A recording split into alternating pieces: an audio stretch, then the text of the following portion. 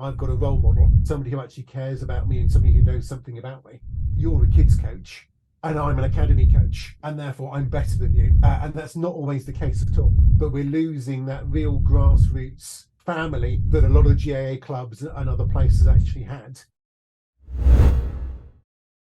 Martin Toms, welcome to the podcast. Thanks, Christie. Much appreciated. Yeah, really happy to be here. My first question is, how did you get interested in coaching? Well, what a great question that is to start off with. I think, looking back, I guess probably one of the key things was inspirational coaches that I had as when I was a kid, when I was playing. So playing cricket and football and rugby.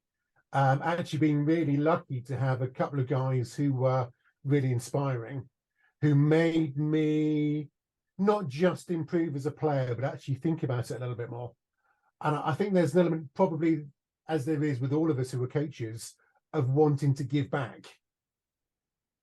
And I think that's a really, really key thing. So I suppose my real interest in coaching and sort of young person development and everything else literally came from my experiences with them, then studying and doing a bit of coaching, and suddenly find it all sort of clicks together, really.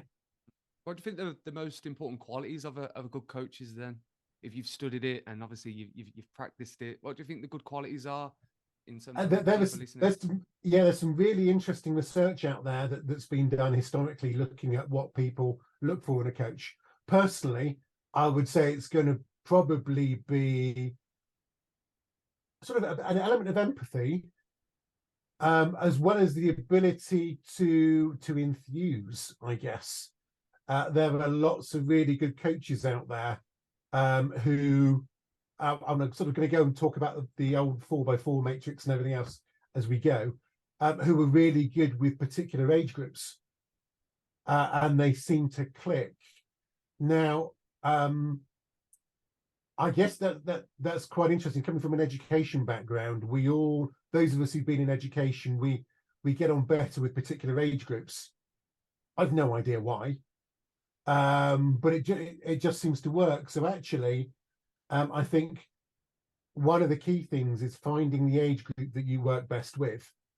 So just as an aside, I had a student a while ago whose dad was a coach at one of the academies at a championship club, and I think he coached something like the under 15s, and he was really successful. He was so successful they promoted him to the under 18s, and it all went horribly wrong because his rapport was with that particular age group. So I think there are some really interesting dynamics that we need to understand a bit more of when it comes to that. It's interesting because, again, speaking to students and speaking to young coaches, they think of the journey of kind of starting at maybe under 9s and adolescent age groups, and then all the way up to maybe elite level. Do you think there's a coming point where we need to be specialising in certain ages and kind of focus on that a little bit more? Absolutely. So the late Pat Duffy at Sports Coach UK, God, when we're talking 15 years ago or so now, he came up with this idea of a 4x4 matrix. So you could become effectively a level 3, level 4 coach, but coaching juniors. Okay. Because as you say, we all have that view, or a lot of people have that view where you do your level 1, you coach the juniors, do your level 2, you sort of coach with a slightly better level. You get to level 4 and you're coaching the really, almost the really good players, where actually you can have a really good level 4 coach who works with the kids. It's a really interesting thing. Unfortunately, it fell down, but I really hope they re-investigate it as an option, because there are some absolutely brilliant kids coaches out there, but they often suffer from, well, you're a kids coach and I'm an academy coach, and therefore I'm better than you. And that's not always the case at all. How do we change that perception then, if we have to kind of consider that? There was a really good piece of work done over in Belgium around, I think it was gymnastics coaching, where the author said, if you are a sort of a kids coach, you might have high moral status, but with everybody else you have low social status because you're coaching kids. Okay. So there is quite a bit of a mindset to do, but I think the more we can get governing bodies to explore this, and I know football does it quite well with all the additional courses and things you can do around sort of coaching juniors, you can become a little bit of a specialist as a junior coach. In terms of maybe the challenges then, in terms of coaching as a discipline, what things have you come across, and maybe in your research or in your practice, that has been the biggest challenge for coaches? A lot of it, I think, especially now, is things like time, because of the current economic climate. Okay. And not just that, I guess, the ability to be able to pay for doing coaching awards, the cost of some coaching awards, as soon as you get up to level 2, can become quite prohibitive, and the amount of time you have to do also changes. So we're in a bit of a sticky situation at the moment. Practically, I think as well, one of the difficulties is actually finding places to coach sometimes, depending what you're trying to do. You mentioned time as well. Would you consider maybe reflective practice being an issue there within that, in terms of people reflecting back on their sessions and kind of breaking down and dissecting their ability to perform?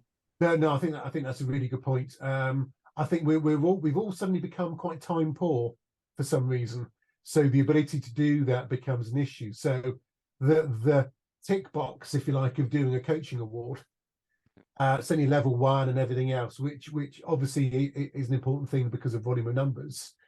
But like you say, we do need to be able to find time to be able to do that reflective stuff. And consider our coaching an awful lot more. Speaking to coaches, there's this obsession around technical and tactical practice, but from your background and kind of focusing around that social cycle area, is there anything we've got to consider in terms of maybe talent development within those areas to support adolescents or maybe adults around practice? Yeah, I think a huge amount. My I guess my new mantra is always about culture and context. So when one of the colleagues, 12 years ago, did the sports coach participant development review, we looked at this idea about biopsychosocial and how that has an impact on participant development. But what I'm beginning to think of a lot more now is the biopsycho works within a social context. So if you're doing things in a different environment, in a different country, in a different culture, there are a lot of different things you need to take into account. And certainly, I think in this country, we need to think a little bit more about the sort of the developmental opportunities kids have had, maybe a little bit more about their social background, their family background, the peers, and everything else, just to get a little bit more of a better understanding of them as individuals, as people, and not just as physical bodies. Coach the person rather than the absolutely. 100%. Absolutely. Yeah, coach the person, not the sport. And I think that becomes crucial if we want to retain young people playing sport for much longer. How do we integrate that then? If that's the thing that we need to maybe do as practitioners and coaches, then how is that integrated within our ability to perform effectively? Certainly within coaching awards, it's a challenge, because how do you teach it? Certainly being, I guess, empathy is a key thing. Being aware maybe of your own journey as a young player, the importance other people had on you, and just thinking about that a little bit more. I know there's an awful lot, and we've all done it, where you're time poor, you turn up to your coaching session, you do your coaching session, do all the technical, tactical stuff, and you leave. But maybe we just need to reflect a little bit more. Actually, maybe we need to get to know these people a bit more. Maybe we need to understand them in order to better support them. But that becomes difficult because of the role of coaches. I suppose from what you've said, is trying to reframe coaching in a manner that kind of sees it as a bit of a integral part of someone's career pathway or journey, and kind of just ensuring that there's a lot more layers to turning up to a coaching session and just playing and winning and trying to achieve external or extrinsic rewards. There's a lot more layers to it. Is that what you're kind of trying to emphasize? Yeah, I think so. I think particularly with sort of, I'm going to say, the under 16 age group, which are the really key ones to try and maintain their participation.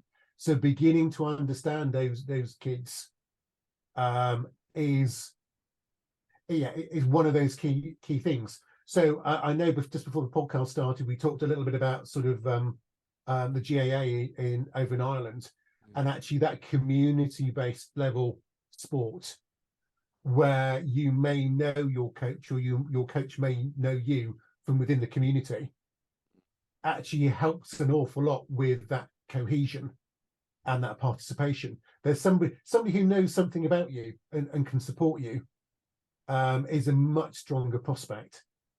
So, for example, I was working with a grassroots team, and what they managed to do, this was a few years ago, they managed to sort of buddy up some of the adult players with some of the juniors, such that the adults knew something about the juniors, even if it was only their name and where they came from and what they liked doing, and actually it enabled them to have discussions, and the kids were thinking, wow, I've got a role model, somebody who actually cares about me and somebody who knows something about me. So something almost as simple as that would be ideal. Really interesting to kind of think about coaching in that manner. And you mentioned obviously the GAA. I was part of that community in Birmingham, and I do see the benefits of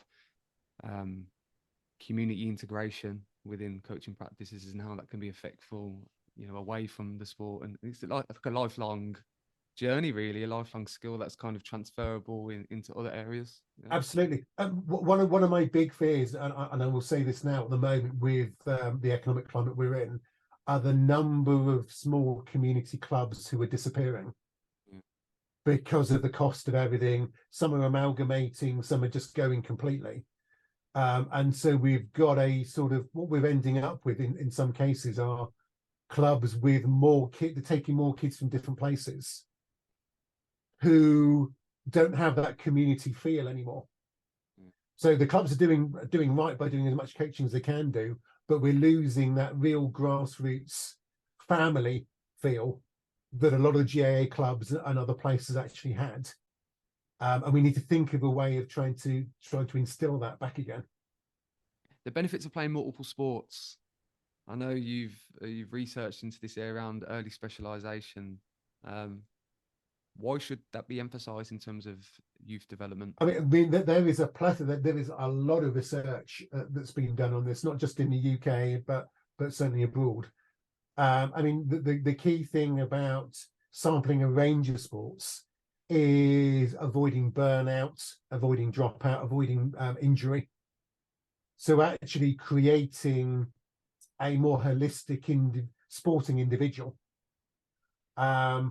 And I guess as well, one of the other things that comes with it is this idea about a lower risk approach to identifying talent. So if you're playing a number of what we might call related sports, where you suddenly find you're actually better at one than another, then you're not risking anything because you're doing a number. You're not putting all your eggs in one basket by just focusing on one sport. I'll give you a brief example. So one of my master's students who's doing some work with elite boxers and judokas in India, so then they're national level athletes. One of his most recent findings is some of the best boxers actually played table tennis as kids. Wow. And you start thinking, well, hang on a second, if you think about reactions, arm, hand, wrist movement, then there is, with all of these sampling activities, if you like, opportunity for unintentional or accidental talent transfer. So you start beginning to think about some of those things. You can start beginning to think, oh, okay, when we're talking about doing these sampling activities and these multi-sports, can we do it in such a way that it will build up skills that might help another sport? So, for example, the sport I guess I've done the most work in at the moment is golf. So we know what sports you should be playing if you want to become an elite golfer as a kid. So there is a diet, might be the best phrase. There is a number of activities that quite clearly allow biomechanical, physiological, muscle memory, whatever you want to call it, skill transfer. that are really, really helpful. So we can start building those in across academy level sports. Then that's brilliant. So do you feel like that has to kind of be integrated into a curriculum or some form of program to kind of benefit that transferability into the... Oh, absolutely. Absolutely. I mean, I think it's, well, yes, whilst you might do, for example, if you take a football academy, whilst you might do your a football academy, you may be given homework to go and learn to do other skills. For example, one of the really good skills that footballers often need is obviously peripheral vision. One of the ways of gaining that is actually by learning to juggle. Right. Hand-eye coordination and kicking a football. So all of these little things that we can do that are useful, that potentially you could build into, I don't know, a strategic level multi-sport activity camp, but that has a focus on a particular sport. So how do we measure that? How do we see the impactfulness of different sports? It's really difficult. I mean, one of the things, again, that the evidence suggests is that if you specialize early, then you are more likely to get injured than everything else. So we know that that's not a good thing. Specializing in the UK, it tends to be sort of, if you specialize from the age of 12, then your chances of making it as an elite performer plummet. Okay. Which means that if you do multiple sports, I guess not only does it give you more opportunity to play one sport at an elite level at some points, but it also allows you to avoid injury, avoid burnout, dropout, all of these sorts of other risky factors that are out there for us. So do you think maybe some sports, for example, football, kind of recruit too early then in terms of the age group? And that can actually be impactful in terms of longevity? Yes. I hate to say it, and I know it won't be popular, but if you look at some of the stuff that's out there, you look at even talk to people like Nick Levitt, who's got a lot of experience in football. We're all of the agreement that what we should be doing is, yes, kids should play football from a young age, and they should be engaged in loads of other activities. But what we need to think about more carefully is what age they then focus solely on football. Okay. And the later we can leave it, the better. And there are lots of examples if you go into Europe about how they do this. So you go to Bayern Munich, FC Barcelona, you go and look at all of these big sports clubs that create fantastic players. They're actually multi-sport clubs. And they don't just do football, they do loads of other activities as well. What are your thoughts on 10,000 hours?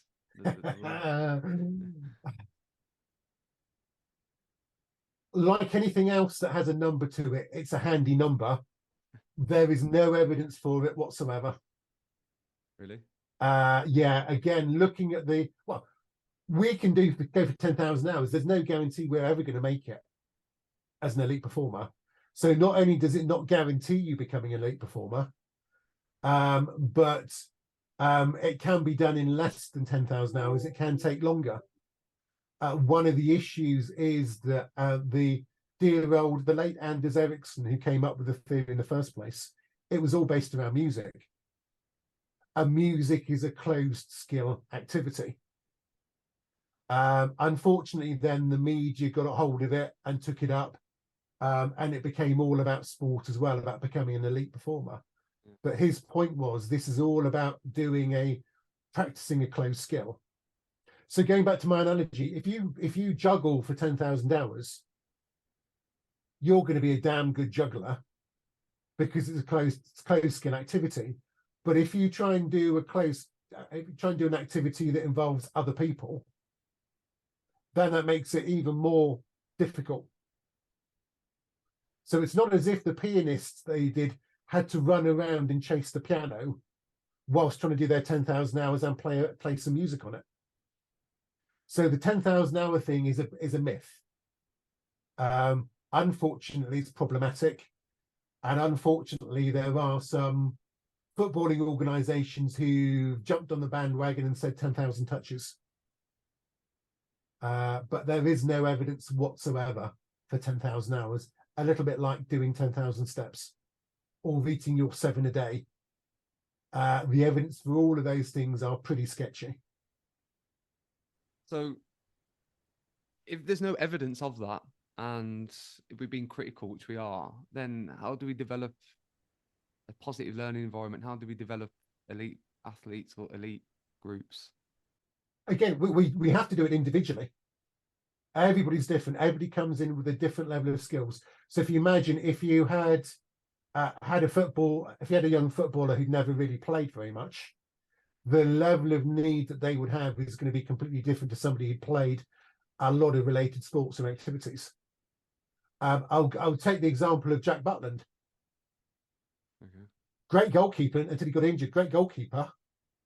What he got from playing rugby that helped him become a goalkeeper must be enormous. Yeah.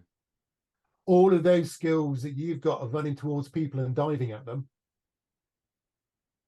brilliant. And ball handling, fantastic. So you've got those related sports, so it's that skill transfer that becomes really, really important. So this goes back then to understanding that individual and what their individual needs might be. So certainly people who've done some work on the 10,000 hour scenario have found that you can become an elite performer in less than that. One slight change as well, and if you can find anything on this, or anybody listening can find anything on this, it'll be really good. So maybe a dozen years ago or so, the BBC did a documentary called Bobsleigh Challenge. And on that documentary, they got former elite athletes. So they had a sprinter, and I can't remember who it was now. They had a decathlete, and they had a couple of rugby players. They stuck him in a bobsleigh, gave him 10 days of training, stuck him in a bobsleigh, and those guys beat the Team GB bobsleigh team in trials. So notionally, they did 2 practice runs, as well as all this 10 days training. So notionally, they blew that 10,000 hours out of the water. But what they had already were a load of skills from their existing sports that they could transfer across. So understanding these individuals and what their backgrounds and everything else becomes really, really important. I think, again, just on reflection of what we've talked about, especially adolescence and that growth and that journey and that longevity in performance sport. One thing that I've come across with previous guests is they talk about identity, and the minute kind of their identity is taken away from them, it impacts their mental health and their well-being. Have you come across anything around that area in terms of how factors such as burnout or other things can kind of impact one's identity? Yeah, no, enormously. I mean, certainly if you look at the issue in football of deselection. So you've got kids who have created a huge amount of social, cultural, and physical capital, not just in the club, but with their friends and their school and everything else, who are suddenly released from the academy, and they've got to go back and tell their mates that they weren't good enough to stay in. Then that is going to have a massive impact on their mental health and their mental well-being. So we need to get a really good understanding and a much better understanding and support network for what's going on. As an aside, I have a PhD student who's been looking at this in top-level elite golf with a lot of household names in it. And some of the big issues that come out of it is when you suddenly start going backwards in your career, how you reinvent yourself, if you can reinvent yourself. And that's with adults who've got a lot of experience and probably a lot of money behind them. So for kids, it becomes a real concern about how we can support them moving forwards. And maybe that is then this idea that if you've got kids doing a lot of different sporting activities, who've got a lot of things they can go back into, if they fail at one thing, they can go and do something else, then that becomes less of an issue. I guess it's a bit like being in school and you only studying one subject and suddenly finding actually you're not allowed to study it anymore. That healthy diet of activities, I think, becomes really, really important. Do you feel like there's limited knowledge or a limited awareness around that exit strategies and kind of player care or Yeah, groups of care within yeah, elite performance or even maybe grassroots performance? yeah, massively. And I think there's even in grassroots clubs, if you like, where somebody doesn't get picked one week or gets left out or dropped or whatever else, the coach won't be thinking about that because they're thinking about the team that are playing. But we almost do need to then think about, okay, what can we do to support that person? That person might become the next David Beckham, but they're just a late developer. And I'm not suggesting that we need coaches to also be social workers or anything like that at all. But we just need that ability to reflect and think about, if that was us at that age, what would we have felt like? You kind of alluded to the point during the course of our conversation around support mechanisms and player care and help for individuals, especially around mental health. How should coaches maybe support mental health within their practice then? How should they consider that? Is there anything that you've researched and looked at in terms of mechanisms or strategies to kind of ensure that that is in place? It's a really difficult one. What I would suggest is actually any coach gets involved in any of the sort of Sports Coach UK mental health awareness things with and coaching kids elements, anything that's out there that can help. We don't have any formal qualifications as yet, but I'm sure they won't be far off. And certainly sort of being aware of kids' mental health and even child protection to some extent, because that's ultimately what we're talking about. It is a really, really important thing. So the mental health of kids and the mental health of coaches is going to become a really important area for us to look at.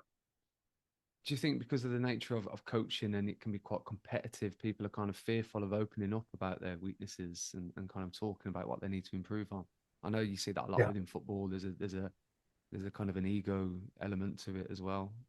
How do we drop that? How do we kind of ensure that we can learn? I mean, that a lot is going to be culture change. I mean, I would like to see that if we'd had the 4x4 matrix, then I think you'd have found a lot more understanding of each other and understanding of what's going on across whoever's coaching at what level. I think that would have been really good. So there are people out there who have become, if you like, expert children's coaches. And they've got their name that way, and maybe they're making quite a lot of money from doing those sorts of things because they've got the skill set for it. And I think that's really positive. But being able to support them and being able to support the other coaches around them and try and break down some of these ego barriers, I think is quite a challenge.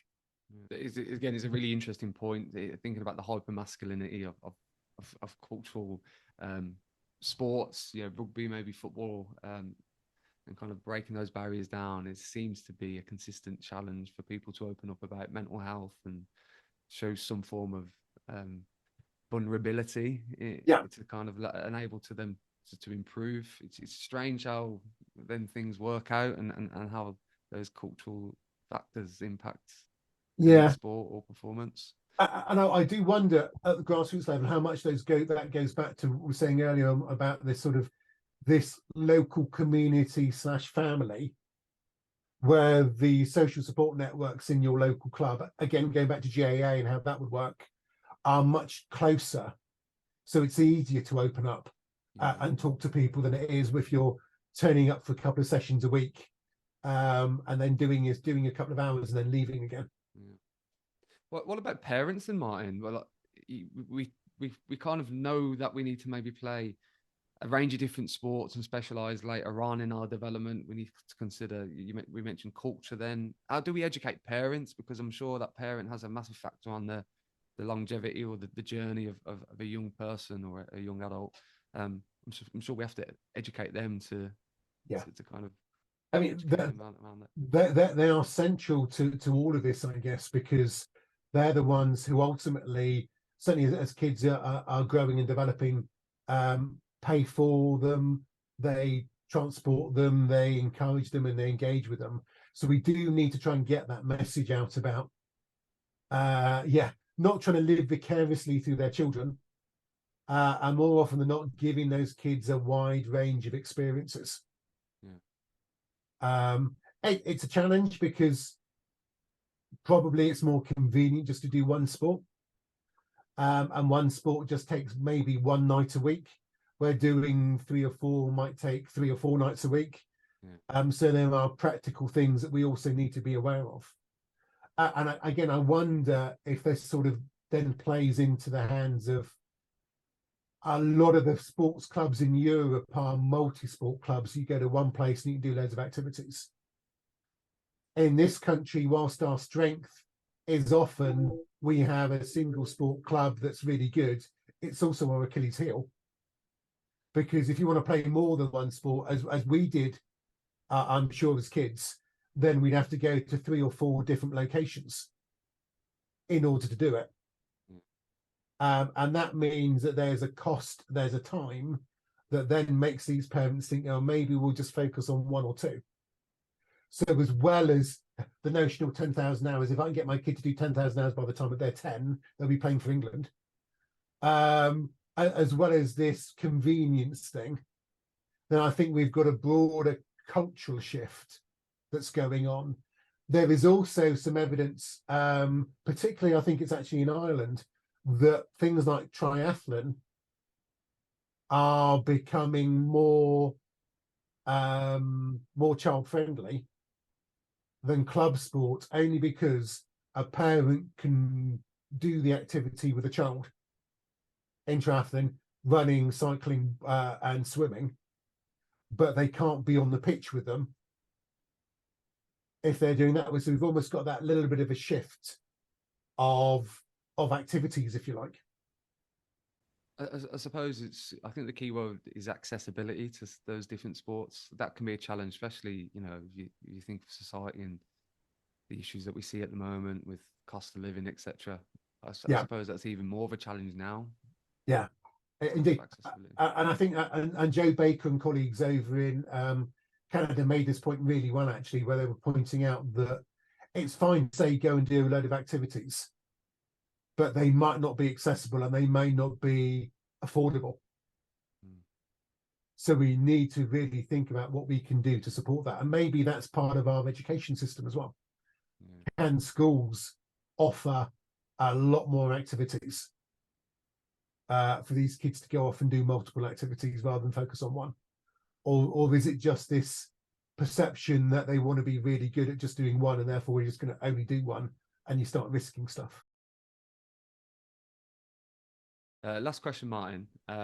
What I tend to do with my guests is get them to maybe reflect back and look back on their journey. But what I'm going to do with you is I'm going to get you to think in the future, because I think you're pioneering this research around coaching, and I think you're very forward thinking in terms of how coaching should be done.